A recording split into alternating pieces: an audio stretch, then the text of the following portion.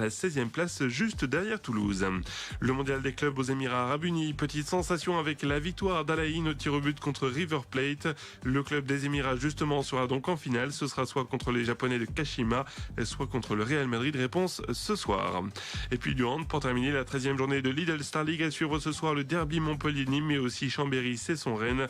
Le choc de la journée, ce sera demain entre Nantes 2e et le PSG, le leader. Voilà pour l'essentiel de l'actu sport aujourd'hui. Je vous souhaite une excellente journée.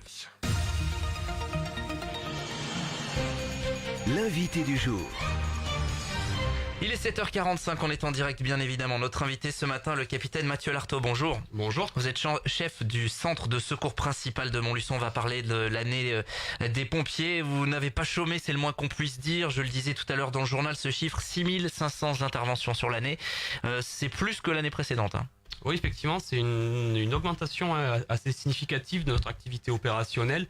Après une année 2016 et 2017 à environ 6000 interventions, qui était déjà un chiffre élevé.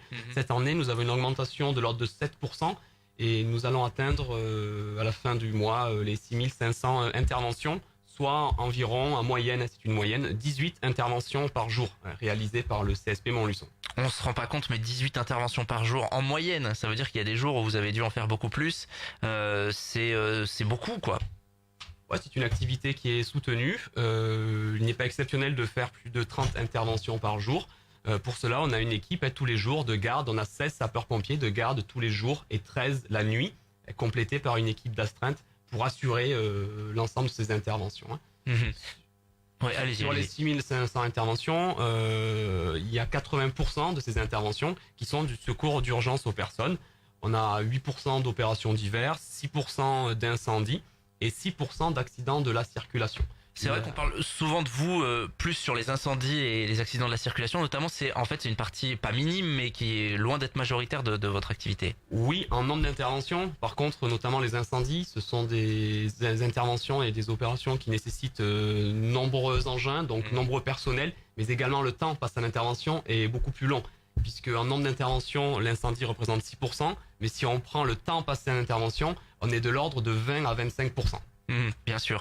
Quand on parle donc 80% de secours à la personne, qu'est-ce qu'on classe dans cette catégorie-là, secours à la personne? Les secours à la personne, c'est vraiment le secours d'urgence à la personne, tous des relevages, interventions qui sont en hausse significative, et le relevage, c'est l'action de relever une personne à domicile, une personne âgée ou handicapée. C'est vraiment sur cette famille d'intervention où on a une hausse significative. Ensuite, on a le secours à personne à domicile pour malaise, blessé, sur voie publique. Vraiment, le secours à personne englobe l'ensemble des interventions où on a besoin de nous pour porter secours et assistance. Comment, alors c'est difficile, mais comment expliquer donc cette hausse de 7% de l'activité opérationnelle? J'imagine qu'il y a de multiples facteurs, il y a une part aussi de hasard peut-être, mais est-ce que vous avez des explications concrètes, claires là-dessus? Non, comme vous dites, il y a une part d'incertitude par définition, mais plus généralement et plus globalement, c'est vraiment ce secours à personne et notamment ces interventions liées au relevage qui sont en hausse. Voilà, pour cette activité opérationnelle 2018, 6500 interventions, on le rappelle, sur le centre de secours principal de Montluçon. C'est un quart de l'activité du département, c'est ça à peu près? Oui, tout à fait, c'est environ un quart de l'activité opérationnelle départementale. Alors vous le disiez, l'organisation est rodée bien évidemment, avec en permanence des pompiers qui sont aptes à intervenir. Comment ça se passe justement l'activité, l'organisation des secours, de l'appel jusqu'à votre départ sur le terrain? On peut rappeler, peut-être les auditeurs sont pas toujours au courant de ça. Donc là, on fait focus effectivement sur le centre de secours principal de Montluçon, mais plus globalement, nous sommes un service départemental d'incendie et de secours, qui est un établissement public autonome, qui est d'ailleurs financé d'une part par le conseil départemental et d'autre part par la contribution de l'ensemble des communes du département. Le SDIS dispose d'un état-major, qui est situé à Yzeure, à côté de Moulins. À sa tête, un directeur départemental, qui est le chef de corps. Il s'agit du colonel Patrick Vailly. Ensuite, nous retrouvons des groupements fonctionnels, un état-major et des groupements territoriaux. 3 groupements territoriaux pour l'Allier, c'est globalement les trois arrondissements qui sont Vichy, Moulins et Montluçon. Et pour Montluçon, c'est 15 centres de secours, le groupement territorial Ouest, qui est commandé par le commandant Eddy Perrard, qui est le chef du groupement territorial Ouest. Le CSP Montluçon constitue un de ces 15 centres de secours. Voilà, ça c'est le plus important puisqu'il s'agit du centre de secours principal. Bien sûr, c'est vrai que les auditeurs sont pas forcément au courant, mais tout est bien défini en termes d'organisation territoriale. Selon le lieu de l'alerte, évidemment, il y a des équipes qui sont dédiées. Le CSP de Montluçon, c'est 121 sapeurs-pompiers, c'est ça? 121 sapeurs-pompiers. Alors là, on mélange pro et volontaire. Oui, tout à fait, puisque le CSP Montluçon est un centre de secours mixte, avec environ la moitié de sapeurs-pompiers professionnels, la moitié de pompiers volontaires. Sur les 121, il y a 5 officiers professionnels d'encadrement, 58 sapeurs-pompiers professionnels, 56 sapeurs-pompiers volontaires, un emploi d'avenir et 4 personnels administratifs et techniques. Est-ce qu'il y a une évolution sur les effectifs ou globalement on est constant là, on a un rythme de croisière entre guillemets? Sur les effectifs en termes de sapeurs-pompiers professionnels, ce nombre est constant. Par contre, concernant les sapeurs-pompiers volontaires, il y a une augmentation significative de ce nombre, puisque cette année, on a recruté 10 nouveaux sapeurs-pompiers volontaires et on va en recruter 9 autres à partir du 1er février 2019. Globalement, c'est une augmentation de 20% des effectifs de pompiers volontaires sur Montluçon en 2 ans.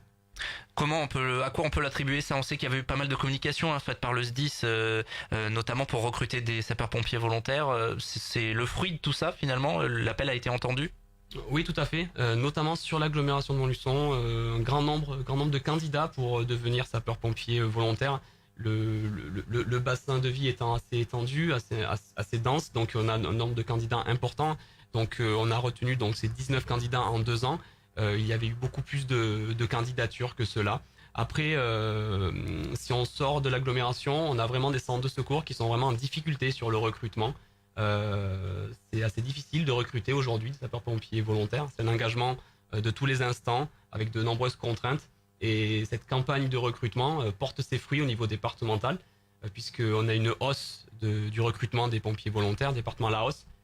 C'est une tendance contraire au niveau national, puisque le nombre de pompiers volontaires ne cesse de diminuer. Et nous avons dépassé symboliquement la barre des 1700 sapeurs-pompiers volontaires dans le département.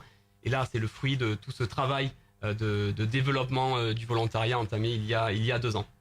Il y a Steven notamment sur notre page Facebook qui suit cette interview qui dit: j'ai écouté dire que le centre de secours de Montluçon recherchait des pompiers volontaires. Il y aura encore possibilité de postuler pour l'année prochaine. Oui, il y a encore possibilité de postuler pour l'année prochaine et on recrutera encore pour l'année prochaine des sapeurs-pompiers volontaires.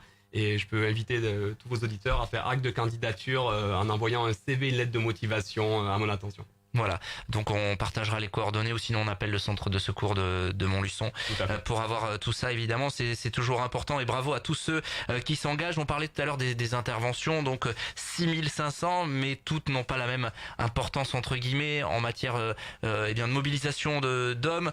Qu'est-ce qu'il faut retenir de l'année 2018 là, si vous aviez 2-3 vraiment interventions majeures à retenir? On a 2 interventions majeures qui nous ont particulièrement marqué cette année. Déjà, c'est le 25 mai, la tempête qui a frappé, rappelez-vous, l'agglomération de Montluçon. Tempête assez impressionnante en termes de dégâts. Heureusement, sans victimes. Presque miraculeusement, c'est vrai, quand on revoit les images, on se dit waouh. Tout à fait, presque miraculeusement, comme vous dites. Pour nous, entre 17h, le début de la tempête, et 2h du matin, sur l'agglomération de Montluçon, nous avons réalisé pas moins de 112 interventions. Ouais, pour des toitures arrachées, des arbres arrachés, des interventions marquantes. Ensuite, bien entendu, le feu industriel chez Environnement Recycling, le 1er août dernier, où là, c'est 500 tonnes de déchets plastiques divers qui sont partis en fumée. Et au plus fort d'intervention, c'était 140 sapeurs-pompiers mobilisés pour venir à bout de cet incendie. Nous avons pu lutter contre cet incendie et préserver notamment l'ensemble du bâtiment, l'outil de production. C'est un bâtiment de 15 000 m² non recoupé. Et grâce à l'action des premiers intervenants, et notamment des 16 sapeurs-pompiers de Montluçon, ce travail a pu être fait. Et bien entendu, les renforts sont venus de tout le département, et même du département voisin du Puy-de-Dôme. Il nous reste 1 minute pour évoquer cette fin d'année. On va arriver dans une période avec les réveillons notamment, où on incite évidemment toujours à la prudence. Quelle est l'organisation au centre de secours principal? Est-ce qu'elle évolue ou est-ce que c'est une organisation classique finalement? Il n'y a pas de jour férié pour vous quoi? Bien entendu qu'il n'y a pas de jour férié pour nous et bien heureusement pour l'ensemble de nos concitoyens. Le SDIS reste fortement mobilisé en cette période de fête. Certaines unités d'ailleurs comme celle de Montluçon en sera même renforcée. Et il y a également un renforcement du travail collaboratif avec les forces de sécurité publique pour cette période de fête. Donc nous restons, comme chaque jour de l'année, fortement mobilisés avec un effectif de garde constant, voire renforcé sur des jours particuliers. Parfait. Eh bien, très intéressant ce retour sur cette activité 2018 des pompiers de Montluçon. Merci, capitaine Mathieu Lartaud, d'être passé à notre micro ce matin. Merci à vous. 7h55, nous, on va continuer le direct dans un instant. L'invité du jour.